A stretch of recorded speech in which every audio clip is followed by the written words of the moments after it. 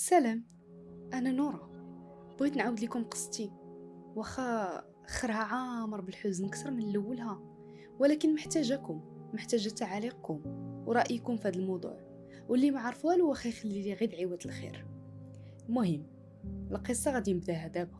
انا من مدينه عريقه، تما تربيت وكبرت وتزاديت. كانت حياتي بسيطه ولكن كلها ضحك ونشاط مع الحباب والصحاب. وكملت الفرحة من تلاقيت براجلي اللي هو في الأصل من عائلتي، ولكن ما كانش ساكن في مدينتي. مشيت معاه لمراكش، تحولنا وبدينا حياة جديدة. ولدت بنتي الأولى اللي دابا كتقرا في الكوليج، الحمد لله. المهم هنا غادي تبدا القصة. فاش تزادت بنتي الأولى كان عندي مشكل ديال تخثر الدم، فما قدرتش نقابلها وما عقلتش على ايامها الأولى. كانت لوستي هي اللي تكلفت بها. انا ما عقلتش على طفولتها بزاف، يعني في واحد لابيريود ديال نقولوا 3 شهور الاولى، ولكن كل شيء داز بخير وعلى خير والحمد لله. القصه الكبيره ما غتبداش هنا، غتبدا في 2013 فاش تزاد عندي الولد الاول. تبارك الله، كان بحال شي ملك. ما غاديش نشكرو حيت ولدي، ولكن سبحان الله تزاد بواحد الجمال ما نقدرش نوصفه لكم. دازت 4 شهور عادية، يعني كان كأي طفل صغير. رضعته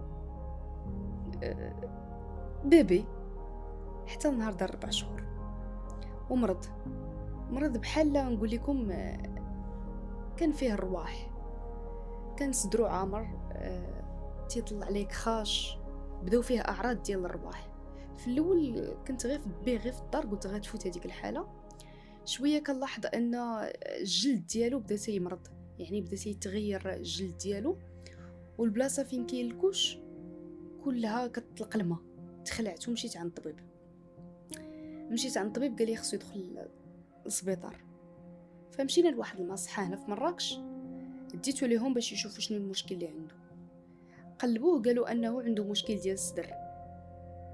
كان خصو ينعس في الطبيب. نعسناه في الطبيب، دوز شي ايامات. كان داروا ليه واحد العمليه ديال الصدر باش يبدا يتنفس مزيان. كان ديال الاكسجين وداك الشيء. دوز عندهم تقريبا شهر وسيمانه. فهاديك الشهر وسيمانه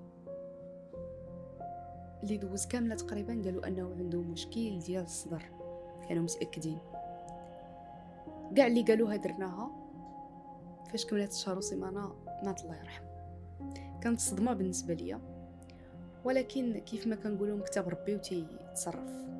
قبلنا بالمكتب. المرض باش مات ما كانش هو مرض الصدر، كان مرض اخر غتعرفوه من بعد. هذيك الشهر وسيمانه خلصنا فيها تقريبا 10 المليون، ماشي تقريبا ولكن بالتمام والكمال 10 المليون. المهم مشات في سبيل طفل صغير مسكين اللي كان خصنا نعتقوا ليه حياته، ولكن ما كتبوش الله. ماشي مشكل. عشنا عامين اخرى موراها حتى 2015. في 2015 تزاد عندي ولد واحد اخر. دوز تقريبا شهر. في هذاك الشهر مرض. المهم ما كملش الشهر الاول حتى مرض. حتى هو جا مرض بحال تقول الرواح، الصدر، السخانه، الرواح، كاع دوك الاعراض. خفت اول حاجه درتها عيطت للطبيب، مشيت عنده بيدياتر ديالو.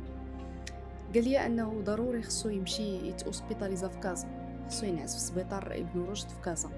هزيتو في البلاصه ومشينا في سبيطار بن رشد. اول حاجه داروا تحاليل، داروا بزاف د الحوايج باش يعرفوا شنو الحاله ديالو. دينا الدوسي ديال خوه باش يقدروا يديروا دراسه للحاله.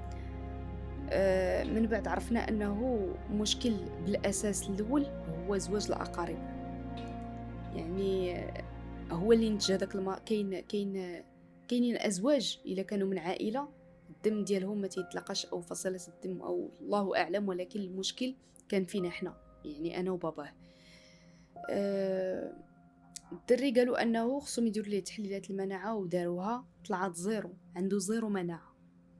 فاضطروا انهم يدخلوه للانعاش. من بعد لقاو الحل انه خصنا نديروا تحليله باش نشوفوا واش متطابقه مع اختو، ونديروا لهم عمليه زرع النخاع. هاد العمليه اللي كنهضروا عليها كتكلف 300 مليون.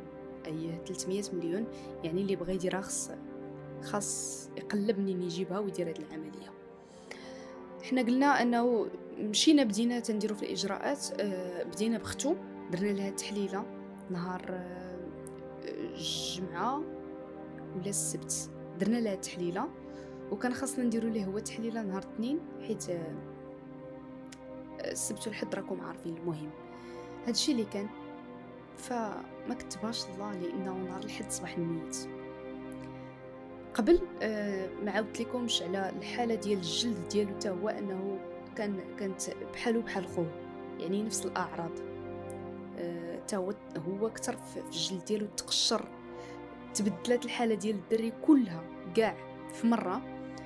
تما غادي نعرفوا انه نفس المشكل اللي كان عند خوه، يعني ما كانش عنده مشكل تاع الصدر، وفي هذاك لا كلينيك كانوا غير شادين وتيديروا ليه الدويان تاع مرض اخر اللي ما عرفتش كي داروا فهموه.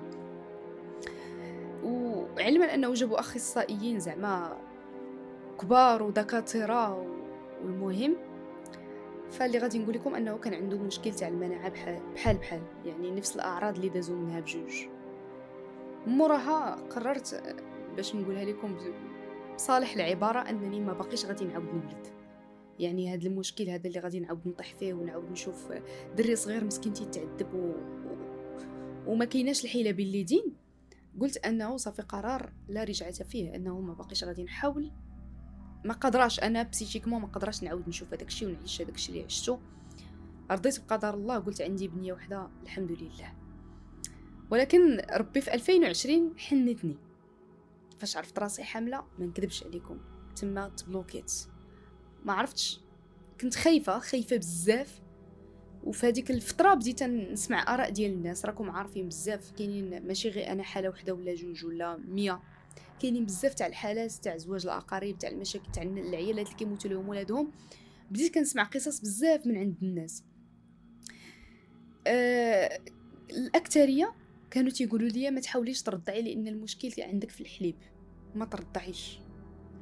انا تخربقت، بديت نسول في هذا الشيء كل واش تيقول، كل الراي ديالو شي تيقول لي خاصك ديري زعما تمشي تتبعي مع واحد المراه، كل واحد فين تيصيفطك انه خاصك ديري شي حوايج قبل ما يتزاد هذاك البيبي. قلنا غادي نشوفوا اول حاجه. منين سولت الطبيب قال لي اول حاجه غتزاد البنيه، البيدياتر غادي نديروا لها التحليله ديال المناعه ونشوفوا شنو المشكل. هذاك الشيء اللي طرا. كانت عندي بنيه تزادت، اون فوا تزادت. اول حاجه قلت للطبيب ديالي انه قالوا لي ما ترضعيش، اول حاجه ما ترضعيش. هذاك الطبيب رفض هذه الفكره رفضا تاما، قال لي غادي ترضعي لانه ما كاينش شي حليب ديال الام تيكون مسموم. فوقف عليا في السبيطار قال لي ترضعي ونشوفك ترضعي البنيه، واش غتحرميها من المناعه؟ راه المناعه هو الحليب الام. قلت لي راني يا دكتور رضعت جوج دراري قبل وقالوا لي دابا الناس ما ترضعيش. قال لي لا، هذيك الهضره ما كايناش، غترضعي. رضعت، هذا الشيء اللي طرا رضعت. قلت له زعما ونعمه بالله هذا الشيء اللي كاين. دازت موراها تقريبا درنا تحليلات المناعه قلت لكم، طلعت مزيانه البنت، ما عندها حتى شي مشكل. قال لي انا التحليله مزيانه. المهم فديك 4 شهور انا كنت كنرضع في الاول، ولكن سبحان الله الحليب مشى ليا ما بقاش. فرجعت الحليب ديال الطاسه اللي كنعطيو للدراري الصغار هو اللي كنت كنعطيها حتى وصلت ل4 شهور. فاش وصلت ل4 شهور قررت انني ندوز نعطيها شويه تاع الماء الخضره باش تبدا توجد المعده ديالها الماكله. وانا كنت سافرت نشوف دارنا، عطيتها اول مره داك الماء الخضره، خرج لها واحد الحبه في شكل. بديت كنلاحظ ان هذيك الحبوبه غادا وكتكبر، فاضطريت انني ننتهي عند الطبيب عاوتاني تما في المدينه فين مشيت نشوف دارنا. الطبيبه قالت لي انه غادي نيفيتيو او اي حاجه فيها الشك، وغادي نحاولوا نخليو لها الحليب بين ما. خليت لها الحليب واخا هكا كنشوف ان الجلد ديالها ما كانش عادي، داك الحب غادي يتكثر. فقالت لي الطبيبه انه خصنا الحليب نبدلوه، يعني نحيدو داك الحليب العادي وندوزو لواحد الحليب اخر اللي هو النباتي، حليب نباتي، يقدر يكون عندها حساسيه من داك الحليب. تبعتها، وهادشي اللي درنا بدلنا الحليب، ما خلينا ما درنا. رجعت لمراكش حيت صافي ما بقاتش عندي العطله، ما بقيتش قادره ندوز ديك العطله، تخربقت رجعت لمراكش. عاد ما كنلاحظ ان الحاله تاع البنت كتدهور، ما قدرتش نشوفها في ديك الحاله، ما قدرتش.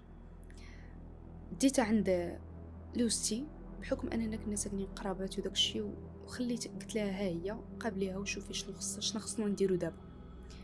انا ما قدرتش مازال نرجعها عند الطبا، ما قادراش مازال ندوز من نفس المراحل اللي دزت منهم جوج المرات، خاصنا نشوفوا الحل. فالحل كان هو انه كاينه واحد المراه قالوا لينا خاصكم تمشيو تداويوها، تبعوا الطريق تاع الطب البديل. اقتنعت انه نجربوا الطريق تاع الطب البديل بما ان الطب ما عطاناش. مشينا عند واحد المراه في نواحي مراكش، عطاتنا بزاف الحوايج خصهم يتداروا، بزاف الحوايج. الاولى انه كانت بنت لوستي هي اللي كترضعات بلاصه زعما ما نديروا لها الحليب النباتي وهو حار وما كانش تقدر تشربه، هي كترضع فقلنا انها هي غتبدا ترضعها. البنت بحال تسدات ليها الشهيه في مره، ما بقاتش بغات ترضع الحليب. مشينا عند هذيك المراه، درت لينا بزاف الشروط، كتعطينا واحد الماء خصنا نغسلوا ليها به، خصنا نشربوها منه، خاص اللي كيرضع ما ياكلش اللحم، ما تاكلش الفرماج، شي حوايج كتار، خصنا ندهنوا لها، خصنا نديروا لها الحنه، 3 ايام متابعه، بزاف تاع الحوايج خصنا نديروهم. كنا كنديروا اي حاجه قالتها لينا كنا كنديروها، زعما انا خديت من عندها بزاف تاع الانرجي بوزيتيف، انه ديك البنت راه ما غيوقع لها والو، ما عندها حتى شي مشكل، ولا تبعتي راه بزاف الحالات عندهم نفس الحاجه وما طرا لهم والو فاش تبعوا معايا، ودابا راه كبار وهذا خديت بزاف الامل ولا عندي. مشيت تبعت هذيك الطريق وتبعنا معها تقريبا 2 ولا 3 شهور وحنا غاديين جايين في هذاك الشيء. ولكن البنت فاش كتشوفها راه العذاب، لحمها ولا زرق، كله منقط زرق، والبنت مسكينه ما كتقدرش تبكي، كتقج، عندها واحد كتنين، كتضل كتنين. الا قلت لكم طفل كيتعذب في الدنيا هو هذاك. كانت متمسكه مسكينه حتى واحد النهار اللي تخنقت صافي كتخرخر. فاش شفت الطبيب قال لي انه خاصها تدخل دابا لمحمد السادس، دابا خاصها تمشي لمحمد السادس. دخلت للسبيطار، نعست في العنايه المركزه حتى لواحد الليله تنشوف ان البنت كتخنق كتموت. اخر حاجه عقلت عليها انني كنجري وتنعيط على اللي عتقها، ما لقيتش شي واحد اللي عتقها.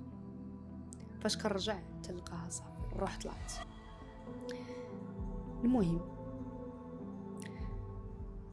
المهم اللي غنقول لكم ان هذيك كانت حلمه وسالات، دوزت فيها بزاف الحوايج، دوزت موراها بزاف العذاب. ما كنفكرش انني نعاود واحد النهار والعياذ بالله، ولكن نفسيتي ما قدراش، والناس اللي كانوا قرب ليا عارفين هادشي مزيان، لانني دزت بزاف تاع المراحل ولاو تيقولوا انني حماقيت. يمكن كان خصني كانت خاصني مساعده تاع طبيب نفساني، دوزتها الحمد لله وليت لاباس. ولكن اللي بغيت نعرف انه واش هذا المشكل ما عندوش الحل، واش مشكل تاع الا كان زواج الاقارب فيه مشكل تاع الولاده او تنتج على بحال هاد المشاكل، واش ما عندهمش الحل. راه ما كنقدرش نتصور انه غنعاود نعيش هاد الشيء، او لا غيجي واحد اخر ولا واحده اخرى تعيش نفس الاحاسيس، راه ما يمكنش. بغيت نقول لكم انه والعياذ بالله هذوك الايامات وصلت بيا الدرجه فكرت في بزاف د الحوايج خايبه، وبزاف من صلاتي راه ما بقيتش كنقدر نوض نصليها.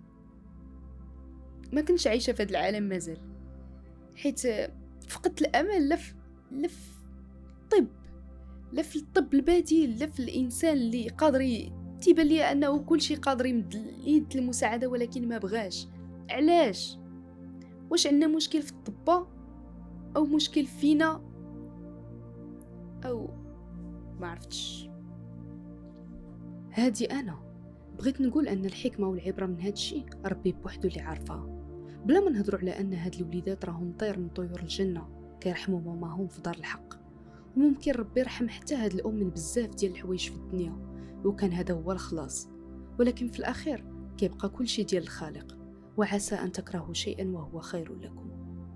ولكن واش بصح هذا المشكل ما عندوش الحل؟